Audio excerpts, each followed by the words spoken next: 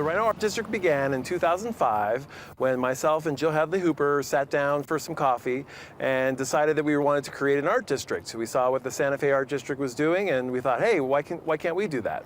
The developers were calling the area River North, so we decided RiNo would be kind of a fun idea. R.I. from River, N.O. from North, standard acronym. We created a brand called R.I.N.O. Jill Hadley Hooper illustrates for the New York Times, Time Magazine, so we decided that would be a good sort of brand for the district. So we put it together, we built a website, we built a brand, we started a company, and we drew a circle around the whole district, and R.I.N.O was born.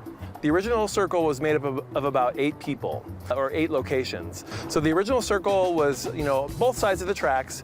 There was the Pattern Shop Studio, there was Ironton, there was my gallery and my studio, there was Plus Gallery and a few others. So we put together an event, we did a studio tour, and we put out a press release, and before we knew it, we got front page of the Rocky Mountain News when it was still around, and we had 1,000 people at our door for the studio tour. So it was great. So R.I.N.O was born.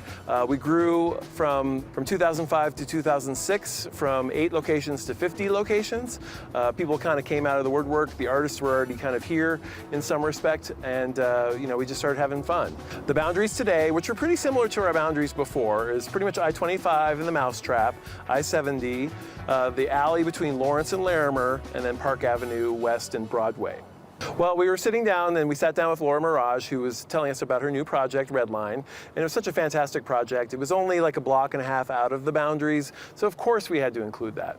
And then shortly after Red Line opened, Wonderbound and Junction Box opened, so they were great. So we had to, of course, include them as well. So our boundaries are a little loose, I guess, in some respects. We also have Blue Silo Studios, which is over by the National Western Complex. The mission of the RiNo Art District is to really maintain the artistic mentality, the creative culture around the district. We want to be here to support artists. We want to be able to support creative businesses. Throughout the years, we've sort of transformed from just allowing artists and art galleries to now we embrace creative businesses, artists, entrepreneurs, that kind of thing. Today we have artists, we have art galleries, but we have kind of expanded the vision to creatives. So we have graphic designers, we have architects, we have illustrators, we have people who make beer, we have people who make fine food, we have chefs, all that kind of stuff. So one of the problems is as an arts district, we become more popular, development moves in, that kind of stuff. So we are really trying to make sure that we, maintain that artistic personality, that industrial sort of nature. So we're trying to do a lot of things to make sure artists can stay here long term. One of the projects that we're working on now is called Art Space, and Art Space is fantastic. They're actually out of Minneapolis, and they create sort of low-income live workspace for artists. The project that we're working on now is for 90 artists to have live workspace in the district. We're also working with developers on sitting down at the table when they're creating this new development. Rather than just building a bunch of condos, why don't they put in a couple artist studios? Why don't they put in a couple art galleries? That kind of thing, to really let them know the artistic nature that we want it to stay here long term. Artists move in, they make it cool, they make it happening, and then they can't afford it anymore. So we really want to make sure that we're really on top of that and we can be in RiNo for years to come. So when we first started out, we registered with the city as a registered neighborhood organization. So when a new development happens in the neighborhood, we get an alert that says this new building is going up. So they actually have to come to us first to get permission or guidance of how we see the future of RiNo. So that's been a huge tool for us as a district, because now we can sit down at the table and let them know what a great place this is that we've created, and that artists have been a part of that, and that this is how they can maintain it long term.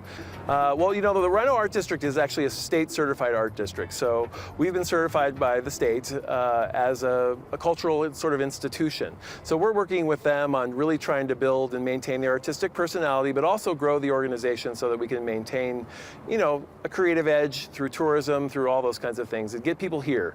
That's really what it's all about. So we've been working with, the state on trying to really make us a great destination long term.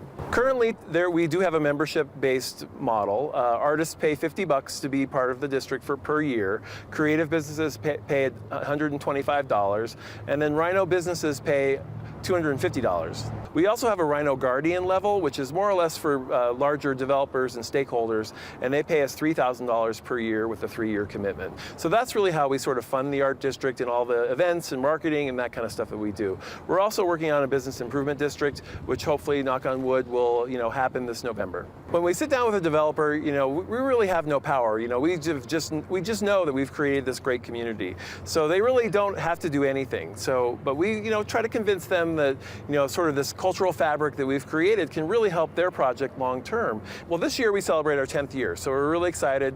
But it makes you kind of look and see where R.I.N.O will be in the next 30 years. We want to make sure that we're here. So we're really trying to work with the neighborhood to really make sure that they value art, they know who we are, and they sort of buy into the excitement that we've created. I sat down with a group of students recently who looked at R.I.N.O in 30 years. What does that look like? And it was really amazing to see kind of what they were doing. They had server farms, they had art galleries, they had studios, they had urban agriculture, they had great restaurants, and it was really a community place. I always say that R.I.N.O is kind of like our own small town, and that's really, I think, what will be in years to come. We are welcoming to kids and families. I mean, we are technically 5 Points, but with gentrification and people and art and activity and placemaking, we really are more than just a place in the city. We are a vibrant community that people want to visit and come and see what we're doing. We're innovators. We're pushing the envelope on several different things, from art to technology to health to all those kinds of things. We want people to be able to bike down Brighton Boulevard and to walk across the street and to land at the 38th Street, Blake Street light rail station, and be able to just come to R.I.N.O and celebrate with us. I think with all the affordable issues these days in Denver and in Colorado, it's hard to make a living. It's hard to be able to afford places to live within the city center. And I think it's really important that people know that as an arts district, we really are trying hard to make sure that artists can stay here long term. That's our top goal.